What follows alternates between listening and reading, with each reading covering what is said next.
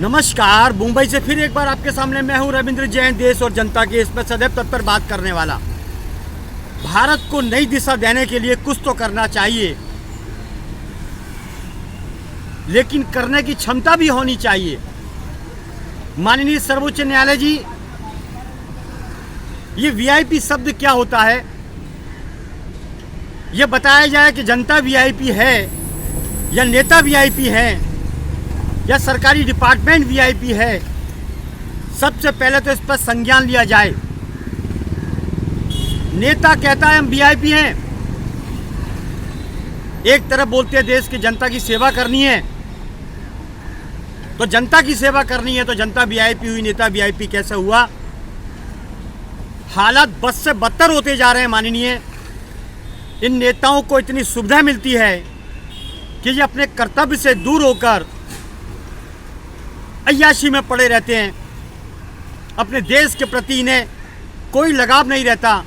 इन्हें एक ही लगाव रहता है कि पेटियां कैसे भरी जाए, कैसे माल कमाया जाए, कैसे देश की ज़मीनों को खाया जाए।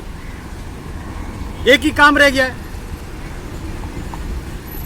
माननीय, आरक्षण खत्म किया जाए और जातिवाद खत्म किया जाए और वीआईपी की जो कैटेगरी है प्रधानमंत्री, राष्ट्रपति और सीएम तक ही सीमित रहे। बाकी नेताओं की वीआईपी कैटेगरी को ख़त्म किया जाए, क्योंकि इनको आदत पड़ गई है 10-10 गाड़ियाँ आगे 10 गाड़ियाँ पीछे।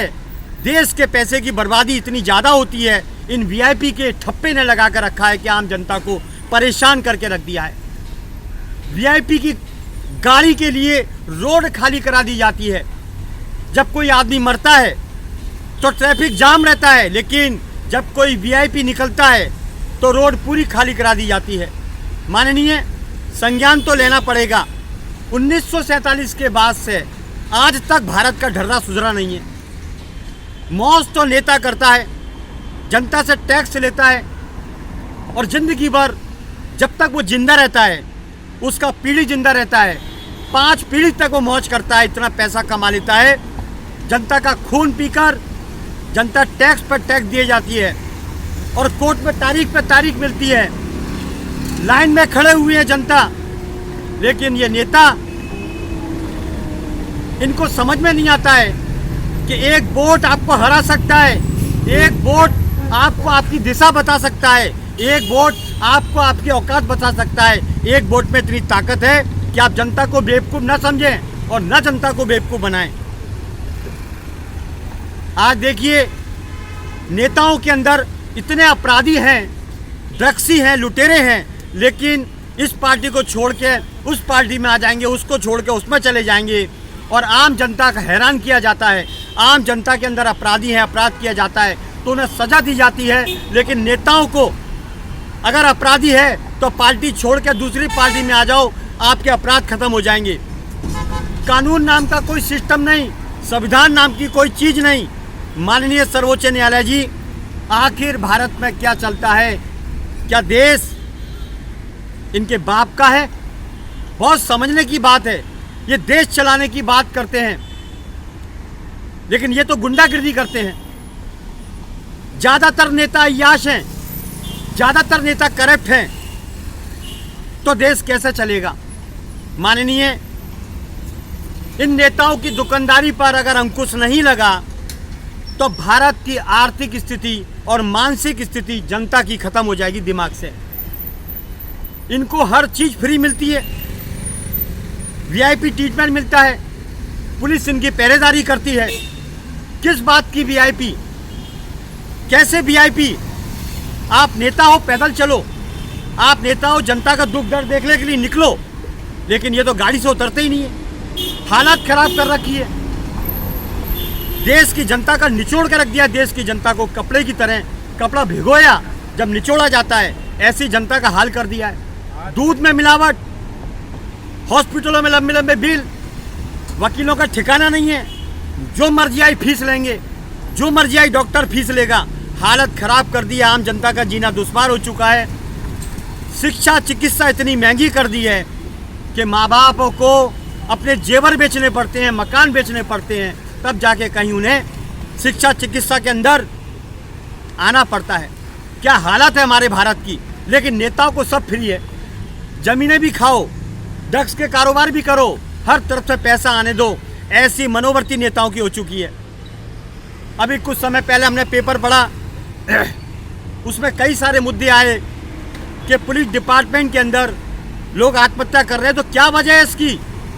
पुलिस के ऊपर इतना बर्डन क्यों डाला जाता है? 8 घंटे की जो ड्यूटी है उतना ही रखा जाए और पुलिस की मानसिक स्थिति को समझा जाए।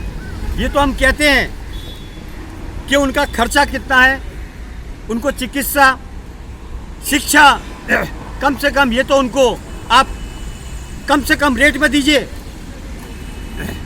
एक ही बात जानते हैं, अगर कोई गलत करता है, या वो नेता हो या सरकारी डिपार्टमेंट हो, उसके घर पे बुलडोजर चला दो। लेकिन उनकी बात सुनो कि अगर कोई करप्शन करता है तो क्यों करता है, इसकी भी जांच करो।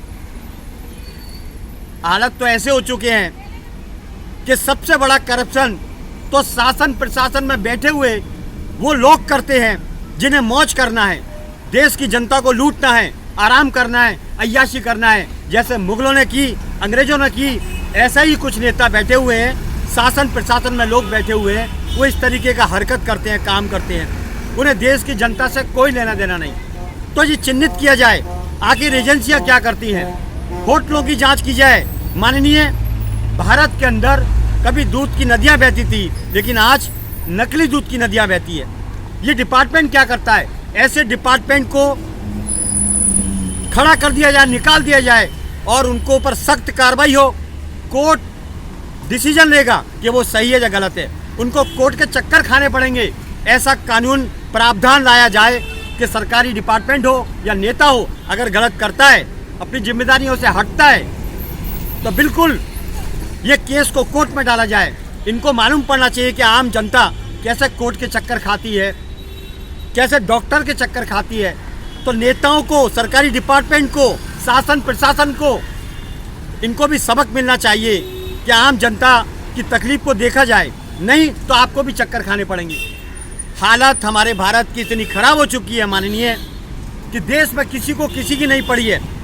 शासन प्रशासन की मुट्ठी में पूरा देश कब्जे में इनके, और जो मनमानी करते हैं, जो इनको ठीक लगेगा ये वही करेंगे। आम जनता लाइन में खड़ी है, आम जनता को कोई व्यवस्था नहीं दी जाती है, लेकिन नेता निकलता है तो सड़क खाली करा दी जाती है। नेता निकलता है तो वीआईपी ट्रीटमेंट मिलता है। काहे के लिए, किस लिए? जनता के पैसे पर आप लोग मौज करते हैं। आपको शर्म कब आएगी? सही तरीके से चलिए, कायदे में फ़ायदा है। जिस तरह आप जनता को सिखाते हैं कि कायदे में फ़ायदा है, उस तरह आप भी चलिए। देश और जनता के हित में सदैव तत्पर, बिंदास और बेबाक बोलने वाला मैं हूँ रविंद्र जैन। जय हिंद।